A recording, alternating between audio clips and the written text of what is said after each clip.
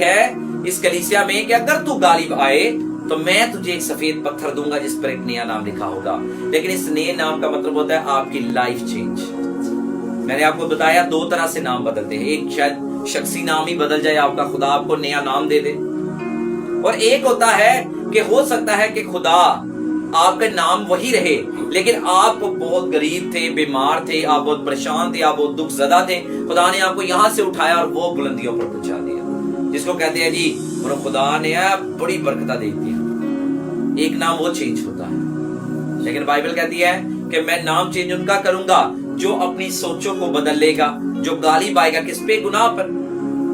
Bible میں خدا قائن کو کیا سکھا رہا ہے کہ تو غضب نہ کیوں منہ بگاڑ رہا ہے, غضب نہ کیوں ہے.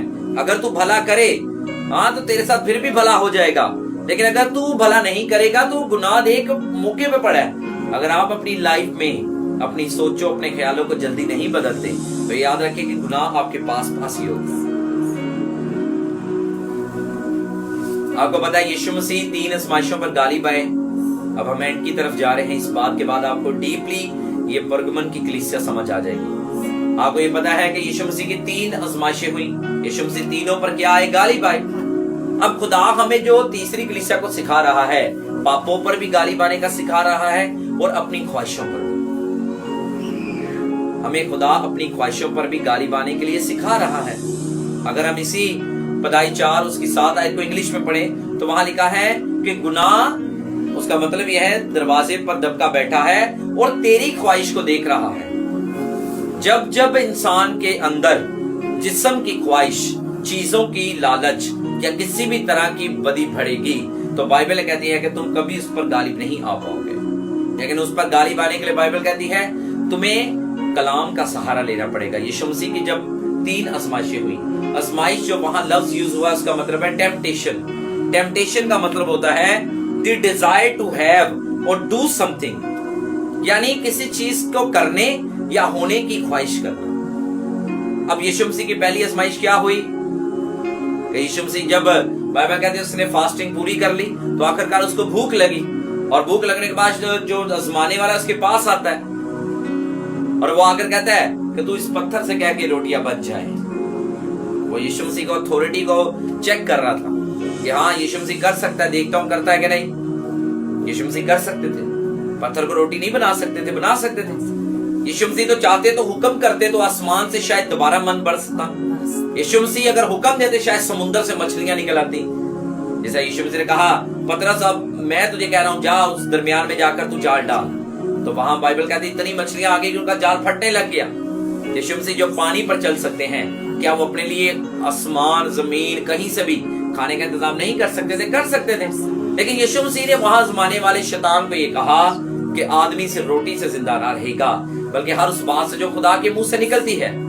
اب جب آپ یشوع مسیح کی تینوں آزمائشیں دیکھیں گے تو آپ کو یہ پتا چلے گا کہ یشوع مسیح نے ہر جگہ جسم کی خواہش کو ختم کرنے کے لیے کوشش کی. اب میں آپ سے یہ کہوں کہ یشوع مسیح نے روٹی کو بھی انکار کیا. چلے دوسری آزمائش تو ویسے بھی غلط لگتی ہے کہ شیطان کہہ رہا اپنے آپ کو نیچے گرا دے, تیری بابا لکھا ہے وہ پرکھ رہا تھا, یہاں تو سمجھ لگتی. لیکن تیسری خواہش وہ کہتا ہے کہ دیکھ یہ ساری کنگڈم, یہ جس دنیا کے ساری عیش و عشرت دیکھ, اگر میں اس کا خدا ہوں تو مجھے جھک کر سجدہ کرے تو میں تجھے دے دوں گا. یشوع مسیح نے کہا اے شیطان مجھ سے دور ہو. بائبل کہتی ہے تو خدا نے اپنے خدا کو سجدہ کر سے اسی کی عبادت کر. خدا نے ہر جگہ آزمائش کو یعنی خواہش کو کیوں ختم کیا پتہ ہے آپ کو؟ کیونکہ آج ہم سیکھ رہے ہیں کہ جو کوئی ان پر غالب آ جائے. یشوع مسیح نے وہاں یہ نہیں کہا مجھے یہ نہیں چاہیے, مجھے وہ نہیں چاہیے. یشوع مسیح نے کہا نہیں اے شیطان دور ہو. اگر یہ دنیا, یہ دولت, یہ شہرت مجھے تجھ جیسے شیطان کے پیچھے چل کر, لالچ بدی گناہ کے پیچھے چل کر, برائی کے پیچھے چل کر ملنی ہے تو جا, مجھے یہ نہیں چاہیے. میں خدا کے آگے سجدہ کروں گا. کیونکہ خدا میں یشوع مسیح جانتے تھے کہ بائبل میں یہ لکھا ہے, کیونکہ یشوع مسیح شریعت پڑھ کر آئے تھے. اس کے یشوع مسیح کو شریعت پورا یاد تھی. وہ اس کو پتا تھا کہ خدا کے کلام میں لکھا ہے اگر تو میرے حکموں پر عمل کرے, آئین کے مطابق چلے تو تو زمین پر بھی مبارک ہوگا, تیرا کھٹوتا تیری کھٹوتی مبارک ہوں گے. یشوع مسیح کو یہ سایہ نبی کے بھی وعدے پتا تھے, کیونکہ خدا نے کہا میں تجھے بہت بڑا بادشاہ بناؤں گا, میں امتوں کو تیرے میراث میں دے دوں گا. اب آج بھی لوگوں کے سامنے دو پہلو ہیں. آج بہت سارے لوگ کلام کو نچوڑ اور مروڑ کر بتاتے ہیں. کیا آج لوگ دولت کو بے شک وہ لالچ سے لی جائے, کسی کو غلط ٹھگ کر لی جائے, باہر سے پیسہ ناجائز منگوا کر یہاں نہ لگایا جائے, یا آپ کے پاس رویا ہی نہیں ہے, آپ کے پاس رویا ہے نہیں اور آپ یہ کہہ رہے ہیں کہ جی میری مدد کریں.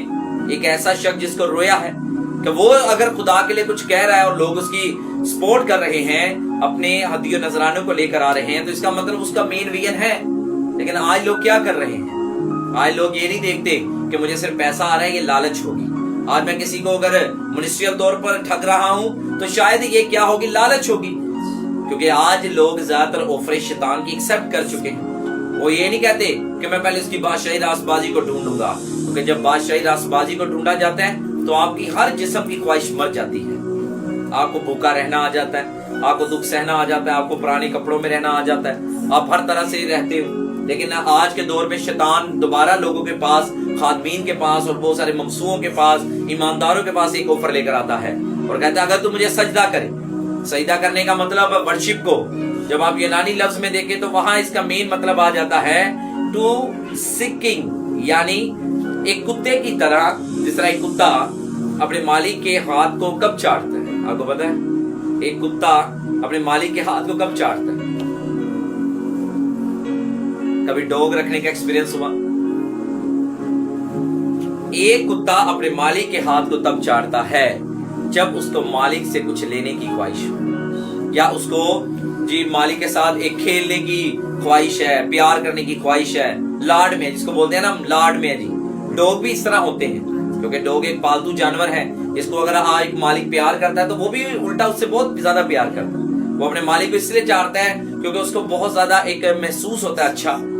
تو ورشپ, وہاں جو ورڈ یوز ہوا ورشپ, اس کا مطلب ہے کہ ڈوگ کی طرح لکنگ کرنا, یعنی چاٹنا. تو وہ کیا کہہ رہے تھے یشوع مسیح کو اب اپنا مقصد پتا تھا. یشوع مسیح کو پتا تھا کہ مجھے تو خدا نے کہا ہے کہ میں نے تجھے اس لیے مسیح کیا ہے کہ تو غریبوں کو خوشخبری سنائے, شکستہ دلوں کو تسلی دے, قیدیوں کے لیے رہائی اور اسیروں کے لیے آزادی کا اعلان کرے. یشوع مسیح کو اپنا مقصد پتا تھا, اس لیے اسے پتا تھا کہ اب جو میرے آگے خواہشیں آئیں گی وہ میری نہیں ہوں گی, وہ شیطان لے کر آئے گا اور مجھے ان سے بچنا ہے.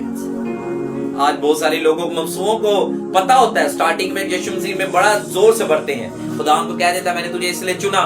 لیکن جب ایک ٹائم آتا ہے جب ان کے سامنے شیطان اوفرے لے کر آتا ہے آزمائشوں کی, خواہشوں کی, لالچوں کی, تو وہ بھی کیا کرتے ہیں, وہ چیز کو جھٹلا دیتے ہیں.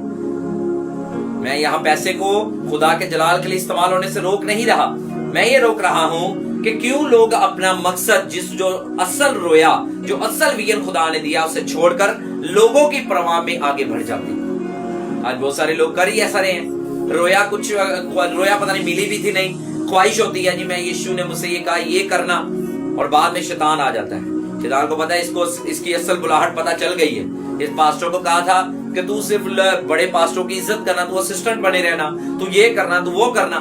لیکن شیطان آتا ہے, خدا کہتا نہیں تجھے تو بڑا بنانے کے لیے بھیجا گیا. وہ بڑا بن جاتا ہے, اور جب بڑا بن جاتا ہے تو پھر خدا کی نظر سے وہ دور ہو جاتا ہے, کیونکہ نافرمانی سب سے بڑا گناہ ہے بائبل کے مطابق.